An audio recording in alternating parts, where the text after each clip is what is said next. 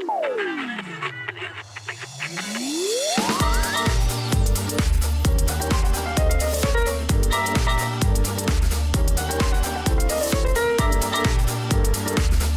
golden eggless. Check the description link down below. What is going on, guys? Slick B here, and today we're going to be doing a quick video on some news for War Thunder. No, I'm not going to be talking about the Vulcan. While that was announced, other people are covering it. But since it seems like the leak was true, there was a leak from War Thunder that said that there was going to be the Vulcan, the Shilka, the Gepard, and the Leopard A1 coming to the game. Now, I'm not going to talk about the Leopard A1 in this video because that's still highly debatable, but seeing as the Vulcan was announced today, that I'm going to assume that the other top tier AAs will be announced. So today we're going to just quickly talk about the Gepard, the modern Gepard, and the Shilka. Now, the Gepard first. This was created in 1960, used up to 2010 with various modifications. It's armed with two 35 millimeter Oerlikon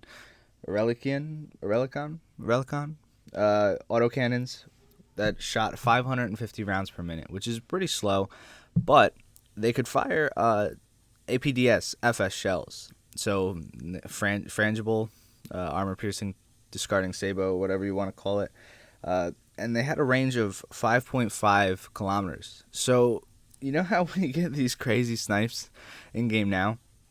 This thing might be the king. It might be the new king of getting crazy snipes. Now, both of these AAs were armed with like radar and stuff. I don't know how far Gaijin's going to go with radar and such. I'm pretty sure the Shilka had a lead indicator. Because of its radar, it could lead planes. But I don't know. We'll see. Now, just quick, the Gepard is on the Leopard chassis. So the modern Leopard chassis, the A1, or the Leopard 1. So it's probably going to have similar maneuverability, which is pretty crazy. And it's definitely going to have good pen on the APDS FS shell. I don't know what the pen is. I didn't look it up. But feel free to go out of your way and look it up and then comment down below and tell me. Now, next up is the Shilka. Now, the Shilka is a quad 23mm armed AA gun made by the Russians in 1962, or it was put into service in 65, started development in 57. Around there. It's still in use today by various other countries. Not Russia. I hope not. And this thing's pretty cool. Each gun had about a cycling rate of 1,000 rounds per minute, but they fired in tandem, creating around a 4,000 round per minute, fire rate, because each gun fired separately. Does that make any sense? So while one gun was cycling, the other gun would be shooting, and since there's four of them, they kind of go in a pattern. And that creates a 4,000 round per minute blanket that you can put into the sky, which is pretty insane. Now, this thing also had radar, like I said. It had pretty good turret traverse and stuff. I think the guns could go up 85 degrees or more, and they could depress about 4 degrees. So typical Russian gun depression here. It's not going to be super crazy. This thing was designed to be better than the ZSU-57. While it's really good in game, the ZSU-57 didn't prove to be super good in real life.